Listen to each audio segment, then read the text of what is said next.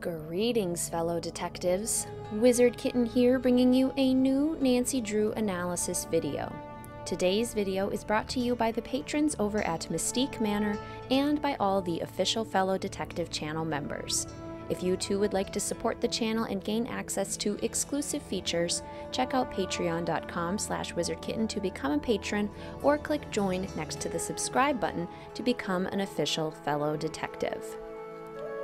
If you are like me, and I know many of you are, then when you're feeling stressed, anxious, or depressed, your favorite video games and other forms of media become places of solace.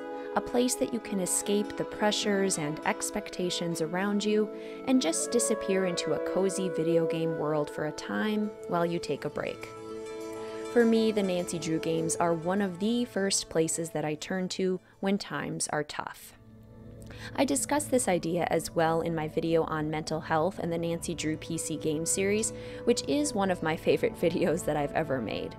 I'll be sure to link it in a card in the upper corner if you haven't yet seen it. Basically, what it comes down to is that the Nancy Drew games are simultaneously empowering and relaxing.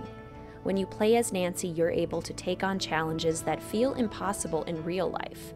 You're able to be brave, courageous, independent, and powerful. At the same time, when you play as Nancy, you're immersed into this almost sacred space with carefully crafted environments and ambiance that are designed to whisk you away to another world, which can be incredibly freeing and allow for a sense of relaxation and surrender. And so today, I thought I'd share with you my top 10 favorite comfort Nancy Drew games. The games that bring me a sense of peace, relaxation, and escape. This isn't just a rehashing of my top 10 favorite Nancy Drew games as a whole, because some of my favorite Nancy Drew games aren't at all comforting and are in fact quite scary. Rather, these are the games that feel cozy. They have beautifully designed environments and ambiance, the puzzles aren't mind-numbingly difficult, something I try to avoid when I'm already stressed, and there aren't a great deal of stressful moments within the games, like jump scares or tense music. My requirements for a comfort game may not be the same as yours, because we're all comforted by different things. So I'd love to hear in the comment section if your list ends up looking different from mine and what you look for in cozy games. Regardless, here are my top 10 favorite comfort Nancy Drew games, in chronological order, because I can't really rank them as they all bring me an equal sense of comfort, just in different ways. Message in a Haunted Mansion.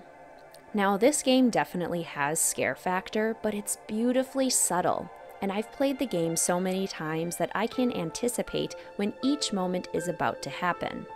The hauntings at this point are almost like charming little quirks of the Golden Gardenia that make me giggle with delight more than they make me run for the hills in fear.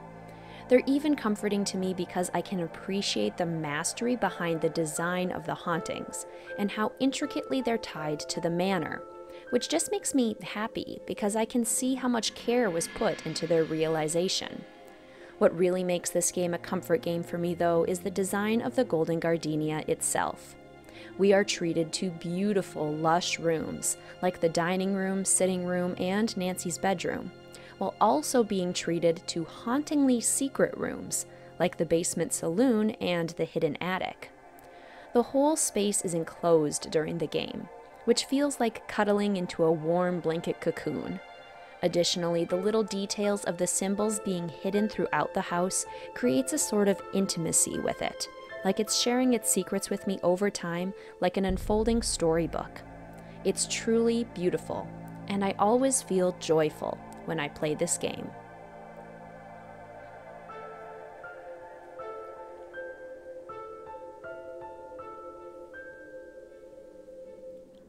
Treasure in the Royal Tower. The blowing snow, the ice frozen on the windows, the stone hallways and dead ends, and the lush music all make for a truly spectacular and cozy location. Wickford Castle is expertly designed, with countless nooks and crannies to explore. As the game goes on, we move deeper and deeper within the castle's walls, finding hidden tunnels, secret entrances, secret rooms, and even entire towers that were previously off limits. This creates such a feeling of intimate closeness with the location. Like it just can't help but invite us into its depths so that its moving secrets can be revealed. On top of that, we get several lovely stories unfolding for the characters, particularly that of Dexter Egan, who has one of the best backstories in the entire series, in my humble opinion. Learning of his past and creating some closure with it throughout conversations with him feels very healing, which just adds to the comfort factor of this game. It's absolutely stunning, and I always feel at peace when I play this game.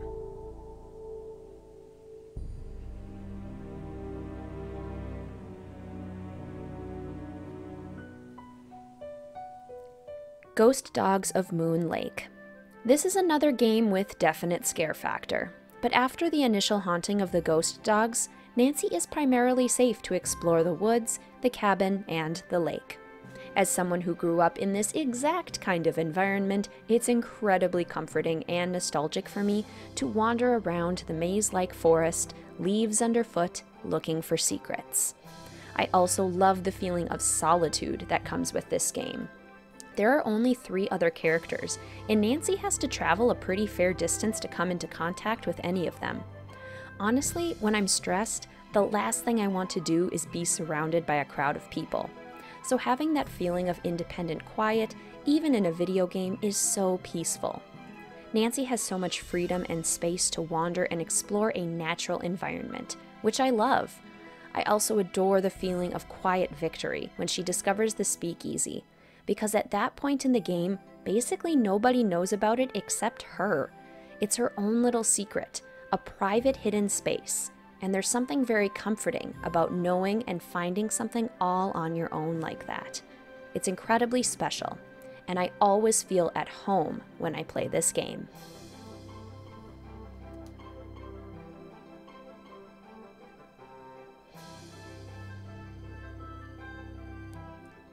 Danger on Deception Island.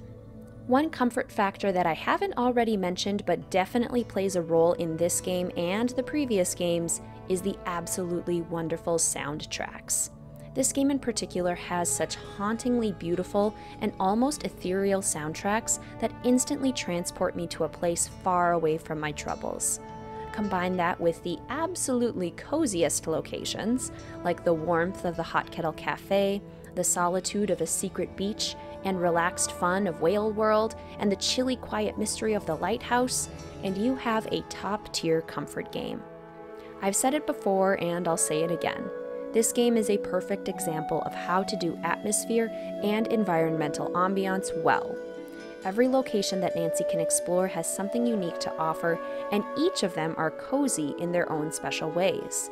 Snake Horse Harbor also has a really comforting, enclosed, small town feel to it, further adding to the feeling of escape. Get me a kayak, some whales, and some gentle fog any day, and I'll be a happy camper. This game is beautifully atmospheric, and I always feel relaxed when I play it.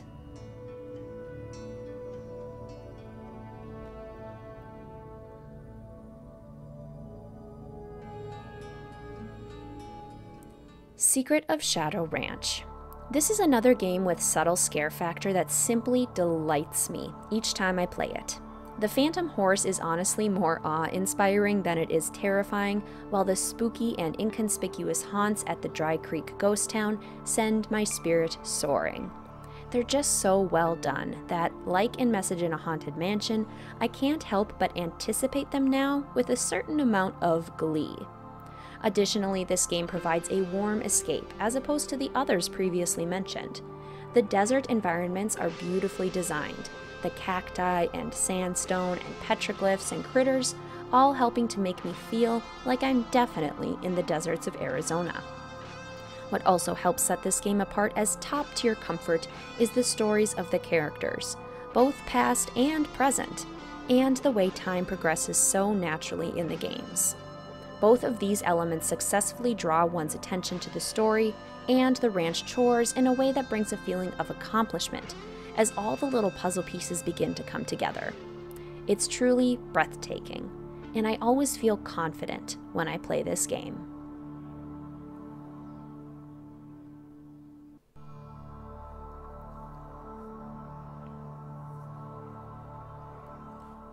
Last Train to Blue Moon Canyon.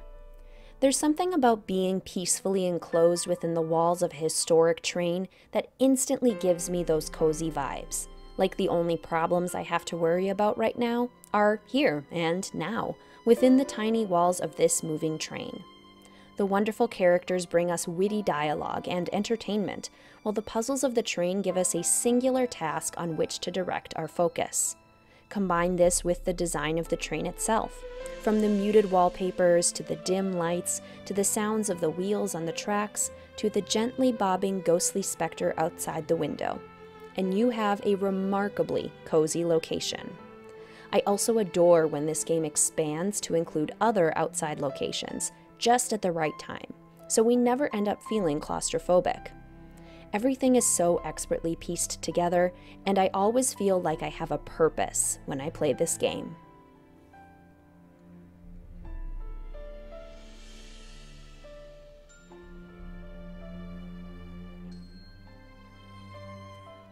White Wolf of Icicle Creek.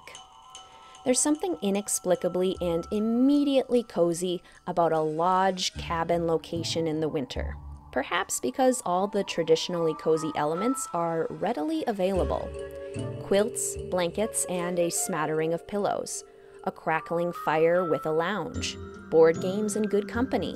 Warm comfort food. Warm wood tones and log cabin design, bringing you right in touch with nature. The sound of crunching snow beneath your feet. Yes, folks, Icicle Creek Lodge has it all. As someone who grew up and still lives in a snowy location, that feeling of being outside in the cold so long that your limbs start to go numb and then stepping inside somewhere warm, enveloped by all the warm and cozy things, is indescribable. It's this immense sense of release that is truly difficult to beat. This game also succeeds with what I call animal therapy, where even just being in the presence of animals is healing. Isis becomes such a close companion, a character on whom we know we can totally rely. This game is essentially designed to be cozy, and I always feel relieved when I play it.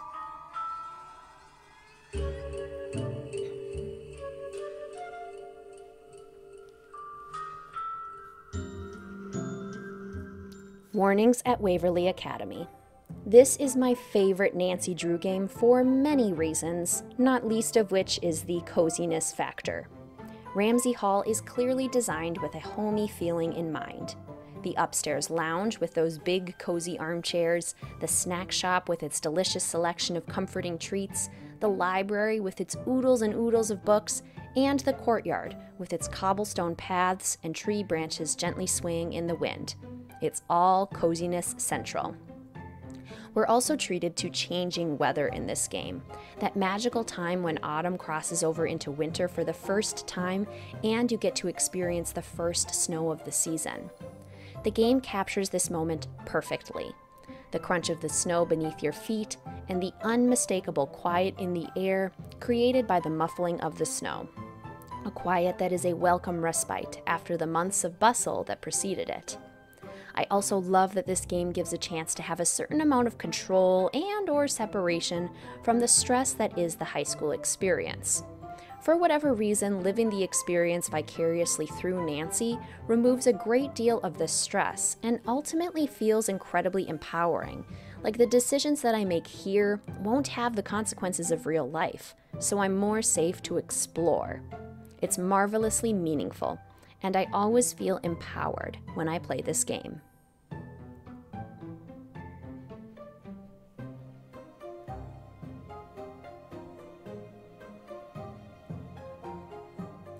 Alibi in Ashes.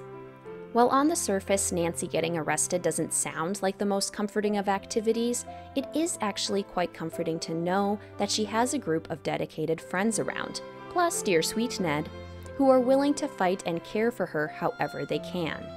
This game does a great job of creating that sense of family, that peaceful feeling that you can rely on those around you to help you in your time of need. Additionally, this game takes place in River Heights, which means we get multiple charming small town locations. There's something very cozy about stopping at the local ice cream shop and eating literally as much ice cream as you want. There's something equally as cozy about wandering around the local antiques shop to see what historical treasures have been left behind. And there's something equally as cozy about seeing Nancy's home. The bright pastel colors on the wall, the crisp cleanliness of each and every space, and the perfect little nooks and crannies for relaxing, reading, crafting, what have you. It's all beautifully designed to create a sense of home, and I always feel supported when I play this game.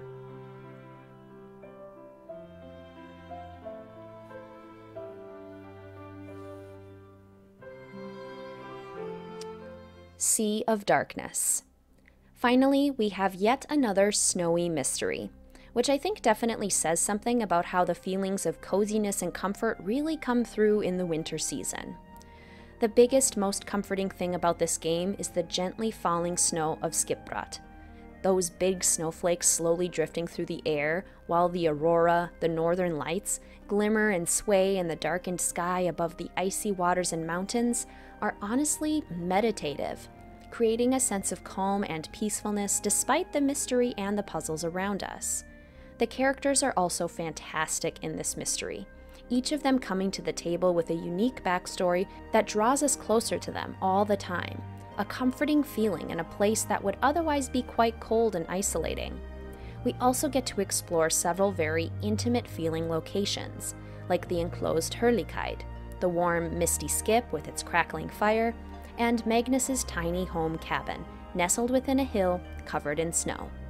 This game brings all of the cozy factors to the forefront, and I always feel calm when I play it.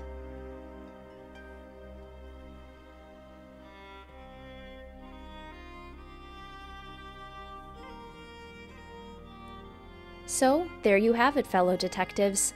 My list of my 10 favorite comfort games within the Nancy Drew series. As I mentioned previously, some of my favorite games aren't included on this list, like The Final Scene or Curse of Blackmore Manor, and a handful of others, because they're just too darn good at the scare factor, the tense energy, and the haunting stories. They're still my favorites, but these 10 games are my favorite when I need to escape some of that energy, and maybe just exist for a time. Just as with all of these analysis videos, I realized by the end how much care goes into each and every one of these games in order to create such a visceral experience. Each of these uniquely designed fictional worlds offers something totally different from the next, and yet the feelings of joy, peace, coziness, relaxation, confidence, purpose, relief, empowerment, support, and calm are entirely palpable in each. No wonder these games are my happy place. That's what brings me comfort in the games, but do you agree with me, fellow detectives? Which games are your comfort games? Which games on my list surprised you? What do you think makes for a peak comfort game? Let a Wizard Kitten know in the comment section down below. If you really enjoyed this video, please consider hitting that like button or tipping me for the video with a super thanks next to the download button right beneath the video. If you would like to come join a fantastic group of fellow detectives at Mystique Manor as a patron for the channel, gain access to exclusive content, and support the making of more content like this, please check out patreon.com/wizardkitten. I also have channel memberships with exclusive badges and emojis to use during streams and in the comment section. If you'd like to support the channel by becoming an official fellow detective, click join next to the subscribe button. Please feel free to follow the channel on Instagram or Discord, linked in the description box down below. And as always, please feel free to like, comment, subscribe, and hit that notification bell for more Nancy Drew and Sims 4 content. Thank you so much for watching, fellow detectives. I will see you soon.